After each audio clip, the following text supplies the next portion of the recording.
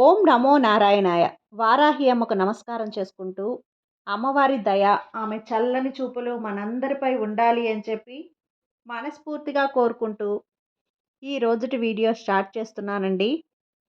ఇక ఈరోజు మనం చూడబోయేదేంటి అంటే, దేవీ భాగవతంలోని మత్స్యగంధి జననం గురించి తెలుసుకుందాం. ఇందులో అమ్మవారి యొక్క మహిమ గురించి తెలుసుకుందాం. శుకుడు జనకుడు చెప్పింది విని, నువ్వు చెప్పింది సంతోషంగా విన్నాను కానీ నా సందేహం తీరలేదు. పెళ్ళాడిన తర్వాత పెళ్ళాంతో సుఖపడితే అందులో చిక్కుకుపోతారు. సుఖం లభించకపోతే భిన్నుడవుతాడు. అలాంటి వాడు మోక్షం ఎలా పొందుతాడు అని అడిగాడు. నిర్లప్తంగా చేసే కర్మలు చెడ్డవే అయినా మంచిని ఆపుతాయి అన్నాడు జనకుడు. మాయలో చిక్కుకున్నవాడు నిర్లిప్తుడు ఎలా అవుతాడు? దీపం పేరు చెప్పిన మాత్రాన చీకటి పోదు కదా. అలాగనే జ్ఞానశాస్త్రం సంపాదించిన మాత్రాన మనిషిలో ఉన్న అజ్ఞానం తొలగుతుందా?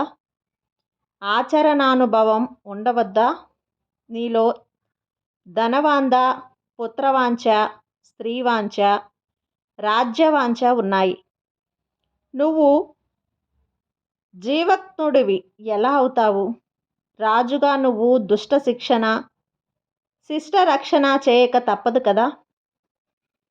ఈ భేదాలు పాటించే నీకు మోక్షం వస్తుందని ఎలా నమ్మటం?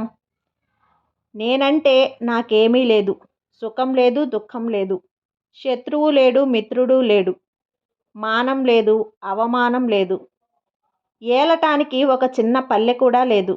నా వంటి వాడికే కదా జీవన్ముక్తి అని శుకుడు అడిగాడు. సన్యసించి అరణ్యంలోకి పోయి అక్కడ ఉన్నంత మాత్రాన విచారాలు తప్పుతాయనుకోవద్దు. మమకారం వదిలి ఏ మార్గం అవలంబించినా మోక్షం పొందవచ్చు. మమకారం వదలకపోతే ఏ మార్గం అవలంబించి కూడా ముక్తి రాదు అన్నాడు జనకుడు. శుకుడు తృప్తిపడి తండ్రి వద్దకు తిరిగి వెళ్ళాడు. నాయనా, జనకుడు నీ సందేహం తీర్చాడా అని వ్యాసుడు శుకుణ్ణి అడిగాడు. ఆ జనకుడిలాగా ఉండటానికి నాకు అభ్యంతరం లేదు అన్నాడు శుకుడు. ఈ మాట విని వ్యాసుడు సంతోషించి పీవరి అనే కన్యను తెచ్చి శుకుడికి పెళ్లి చేశాడు.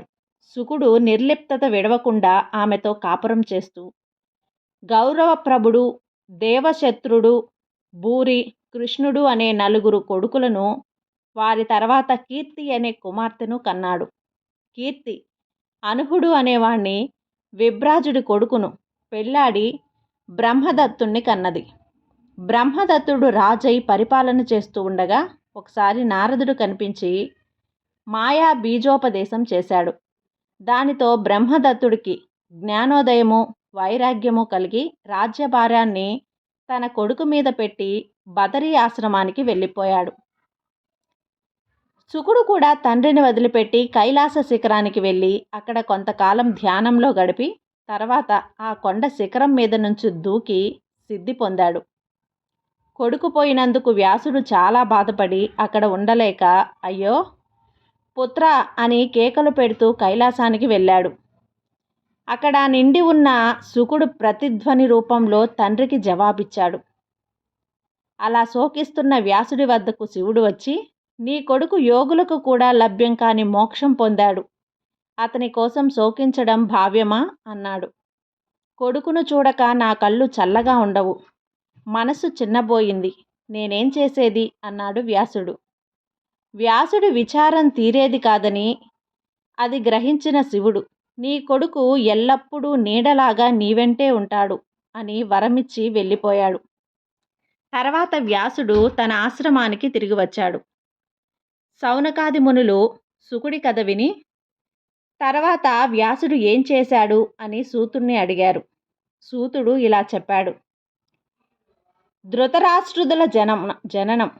వ్యాసుడి శిష్యులైన దేపలుడు, వైశంపాయనుడు, జైమిని, అసితుడు, సుమంతుడు అంతకు పూర్వమే గురువుగారి వద్ద సెలవు పుచ్చుకొని వెళ్ళిపోయారు. ఇప్పుడు శుకుడు కూడా పోయాడు. వ్యాసుడు కూడా ఎటైనా వెళ్ళిపోదామనుకొని తన తల్లి అయిన సత్యవతి జ్ఞాపకం రాగా ఆశ్రమం విడిచిపెట్టి తాను పుట్టిన చోటికి వెళ్ళి అక్కడ నిషాదులను కలుసుకొని తన తల్లి గురించి అడిగాడు. వాళ్ళు వ్యాసుడికి శంతనుడు సత్యవతిని పెళ్లాడి తీసుకుపోయిన సంగతి చెప్పారు. వ్యాసుడు ఆ సమీపంలోనే సరస్వతీ నదీ తీరాన ఆశ్రమం ఏర్పరచుకొని తపస్సు చేసుకుంటూ ఉండిపోయారు. ఇలా ఉండగా శంతనుడు సత్యవతి వల్ల చిత్రాంగద విచిత్ర వీర్యులు అనే కొడుకులను కని కొంతకాలానికి చనిపోయాడు. శంతనుడి పెద్ద కొడుకైన భీష్ముడు తండ్రికి ఉత్తర క్రియలు జరిపి తండ్రి స్థానంలో తాను రాజ్యం చేయటం ఇష్టం లేక చిత్రాంగుడికి పట్టం కట్టాడు. చిత్రాంగుడు ఒకసారి వేటకు అరణ్యానికి వెళితే ఆశ్రడ అతనికి తన పేరే గల గంధర్వుడితో పోరాటం జరిగింది. ఆ యుద్ధంలో గంధర్వుడైన చిత్రాంగుడు భీష్ముడి తమ్ముడైన చిత్రాంగదుణ్ణి చంపేశాడు. తర్వాత భీష్ముడు తమ్ముడికి ఉత్తర క్రియలు చేసి విచిత్ర వీరునికి పట్టం కట్టాడు. దీనికి వ్యాసుడు కూడా సమ్మతించాడు. విచిత్ర వీరుడు యుక్త వయస్కుడయ్యాడు. భీష్ముడు అతనికి పెళ్లి చేసే ఆలోచనలో ఉన్నాడు. ఆ సమయంలో కాశీరాజు తన కుమార్తెలకు స్వయంవరం ఏర్పాటు చేసి రాజులందరికీ ఆహ్వానాలు పంపాడు.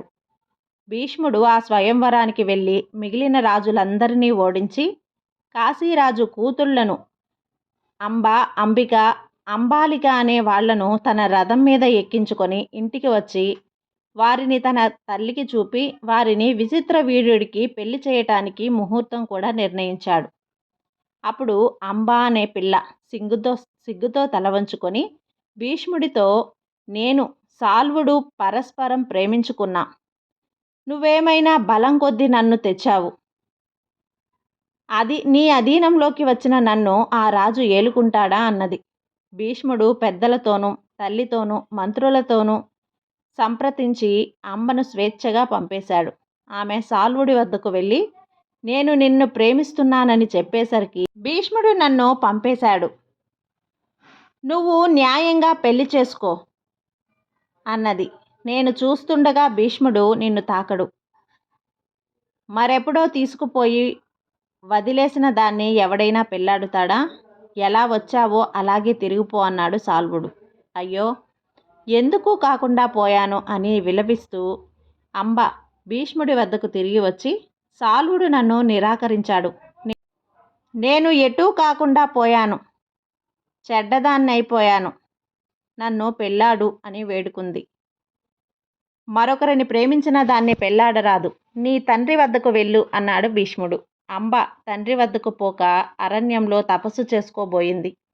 భీష్ముడు మిగిలిన 2 కన్యలను విచిత్ర వీరుడికిచ్చి పెళ్లి చేశాడు. విచిత్ర వీరుడు ఆ భార్యలతో క్రీడిస్తూ 9 ఏళ్లు రాజ్యం చేసి క్షయవ్యాధితో చనిపోయాడు. తన 2వ కొడుకు కూడా పోయినందుకు సత్యవతి దుఃఖించి భీష్ముడిని పిలిచి ఒంటరిగా అతనితో, నువ్వు కూడా శంతనుడి కొడుకువే గనుక రాజ్యం చేపట్టి నాకు పిల్లలు లేని కొరత తీర్చు. పిల్లలు లేకపోతే వంశం నశిస్తుంది. అంబిక, అంబాలికల యందు కొడుకులను కను. అది ధర్మమే కదా అన్నది. రాజ్యం చెయ్యనని పెళ్లాడనని శపథం చేశాను కదా. సత్కులానికి చెందిన బ్రాహ్మణుణ్ణి తన ద్వారా పిల్లలను కని వంశం నిలపటం కూడా ధర్మమే అన్నాడు భీష్ముడు. భీష్ముడు ఇలా అనగానే సత్యవతి వ్యాసుణ్ణి తలుచుకున్నది. వెంటనే వ్యాసుడు వచ్చాడు.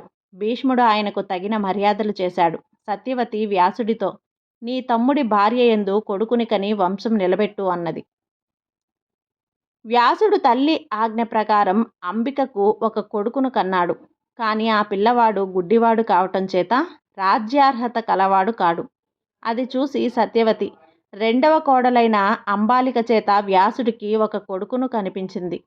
ఆ బిడ్డ పాండురోగి, రాజ్యార్హుడు కాడు. అప్పుడు సత్యవతి అంబికను మరోసారి కొడుకును కనమన్నది. అంబిక తన అత్తకు ఎదురు చెప్పలేక సరేనని రహస్యంగా తన దానిని వ్యాసుడి వద్దకు పంపించింది. ఆ ఆడదానికి వ్యాసుడి వల్ల విదురుడు పుట్టాడు. అతను మళ్ళీ వ్యాసుడంతటి వాడు. ఈ విధంగా భరత వంశాన్ని నిలబెట్టడానికి వ్యాసుడి వల్ల ధృతరాష్ట్రుడు, పాండురాజు, విదురుడు పుట్టారు. మునులు సూతుడికి వాటికి అడ్డు చెప్పి, మహానుభావ, సత్యవతికి శంతనుడికి వివాహం ఎలా అయింది? అసలు అంతకు ముందే ఆమెకు వ్యాసుడు ఎలా జన్మించాడు? ఈ విషయాలు వివరంగా చెప్పు అన్నారు. మునులు అడిగిన దానికి సూతుడు ఇలా చెప్పాడు. ఉపరిచర వసువు చేది దేశాన్ని పాలించేవాడు. అతను గొప్ప తేజోబల పరాక్రమాలు గలవాడు. ఇంద్రుణ్ణి గురించి తపస్సు చేసి మెప్పించి ఇంద్రుడి నుంచి దివ్య విమానం పుచ్చుకున్నాడు. అతను అస్తమానము ఆ విమానం మీద ఆకాశంలో తిరుగుతూ ఉండటం చేతనే ఉపచరుడు అనే పేరు వచ్చింది. ఉపచరువు భార్య గిరిక చాలా చక్కనిది. ఆమె పరిచర్యలు చేస్తుంటే అతను దేవేంద్ర భోగాలు అనుభవిస్తూ బల సంపన్నులైన తన 5 కొడుకులను 5 దేశాలకు రాజులను చేశాడు. ఒకసారి గిరిక ఋతుస్నానం చేసి భర్త సాంగిత్యం కొరకు ఎదురు చూస్తూ ఉన్న సమయంలో పసుపును అతని తండ్రి పిలిచి, నాయనా, నీ తాతగారికి తద్దినం పెట్టాలి. నువ్వు వెంటనే వెళ్ళి ఏదన్నా జంతువును వేటాడి తీసుకురా అన్నాడు. భార్య కోరిక తీర్చాలో తండ్రి ఆజ్ఞ పాలించాలో తేల్చుకోలేక కొంతసేపు మదనపడి తండ్రి మాట ప్రకారమే అతను వేటకు వెళ్ళాడు. అయితే అతని మనసు భార్య మీదనే ఉన్న ఫలితంగా బ్రాహ్మణ శాపం వల్ల యమునలో దేవగా జీవిస్తున్న అద్రిక అనే అప్సర గర్భం ధరించింది. మునులు మళ్ళీ సూతుడికి అడ్డు వచ్చి అద్రికకు శాపం ఎందుకు వచ్చిందని అడిగారు. దానికి సూతుడు ఇలా చెప్పాడు. మత్స్యగంధి జననం. ఒకసారి ఒక బ్రాహ్మణుడు యమునలో దిగి సంధ్యావందనం చేసుకుంటూ ఉండగా అద్రిక అనే అప్సర యమునలో స్నానం చేయవచ్చి నీటిలో మునిగి ఆ బ్రాహ్మణుణ్ణి సమీపించి హాస్యం కోసం అతని కాళ్ళు పట్టి లాగింది. బ్రాహ్మణుడు మండిపడి చేపవై నీటిలో పడి ఉండమని ఆమెను శపించాడు. ఆమె అతని కాళ్ళు పట్టుకొని వలవలా ఏడ్చింది. బ్రాహ్మణుడు జాలిపడి కొంతకాలానికి, నీ కడుపున ఒక కొడుకు కూతురు పుడతారు, అప్పుడు నీకు అసలు రూపం వచ్చేస్తుంది అని శాప విమోచనం చెప్పి వెళ్ళిపోయాడు. అది మొదలు ఆమె యమునా నదిలో చేపగా జీవిస్తూ ఉంది. పసుపు కారణంగా ఆ చేప గర్భం ధరించి కొంతకాలానికి బెస్తవాడి వలలో పడింది. వాడు చేపను కోసేసరికి దాని కడుపులో ఒక పిల్ల ఒక పిల్లవాడు కనిపించారు. వాడు ఆ పిల్లలను తీసుకుపోయి పశువుకు చూపాడు. పశువు ఆశ్చర్యపడి చేప కడుపులో పుట్టిన బాలుణ్ణి తాను తీసుకొని పిల్లను బెస్తవాడికే ఇచ్చేశాడు. ఆమె కాళిక, మత్స్యదర్శి, మత్స్యగంధి అనే 3 పేర్లతో పిలువబడుతూ బెస్తవాడి వద్ద పెరిగింది. కుర్రవాడు ముష్యుడు అనే పేరుతో ఉపచర వనువు వద్ద పెరుగుతూ వచ్చాడు. చేప రూపంగానే అద్రిక శాప విముక్తి పొంది అప్సరగా మారి తన లోకానికి వెళ్ళిపోయింది.